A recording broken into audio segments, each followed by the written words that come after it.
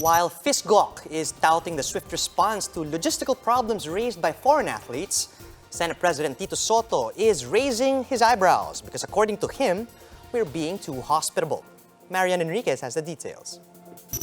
Philippine Olympic President Abraham Tolentino defended the government from criticism, saying they did their best to finish all venues for the 56 Games events, even if the budget was only approved this April. Sabihin na natin talaga hindi umabot yung ibang venues, pero ngayon po umabot na lahat. Baka naman pwedeng positive na. Meanwhile, SEA Games Master Chef Bruce Lim said they have decided to go full halal on their menu after a complaint from the Singaporean delegation over the lack of Islam-permitted food choices. We had a lot of suppliers who we're working with from all over the Philippines who also had a very hard time with this request.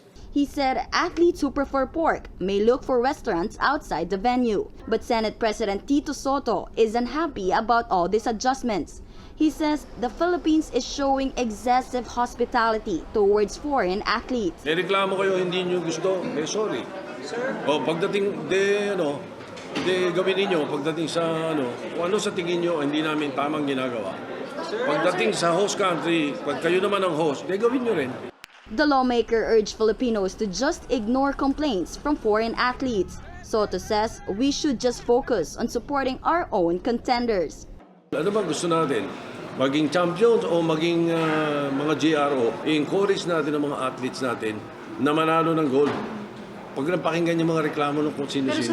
The Senate President is not a stranger to sporting events of this caliber. In the 70s and 80s, he represented the Philippines in 10-pin bowling events in various international meets. He even competed alongside the likes of Paeng Nepomuceno.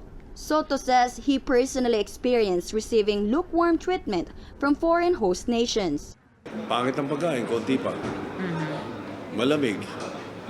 Mga ganun. Malamig yung pagkain, sir? Oo. Kaya nangyayari, yung NSA namin ang nagpo-provide. Yung Philippine Bowling Congress during that time, which is now Philippine Bowling Federation. During that time, pupunuan namin yun. Sir, ibibili kami o papakainin kami ng iba dahil yung available na pagkain ay hindi namin gusto. Pati dormitoryo, libre. Hindi ba? Ng mga universidad. Ang paliguan namin, yung common. Common lang ang paliguan. He reiterated that it's not the host nation, but the delegation's home country that should be responsible for their needs. Sotto also reminded Filipinos that all nations want to win, and so every move of foreign delegations should be treated as a possible strategy. Pwedeng strategy yan. Bakit mag-iipon-ipon ng mga coach, gagawa ng press con, re-reklamo? Hindi tama yun. Nagreklamo pala sila, talo na sila. Sir, as a guest, gusto nilang, nagreklamo pala sila, huwag sila sumali. Sir, as a guest, atin yung gold. Sotto may be brushing aside complaints about the country's hosting of the SEA Games, but he says the upper chamber will look into possible corruption in the Games, especially in terms of budget allocation, but would have to wait until the Games are over. For News 5, Marian Enriquez, we are One News.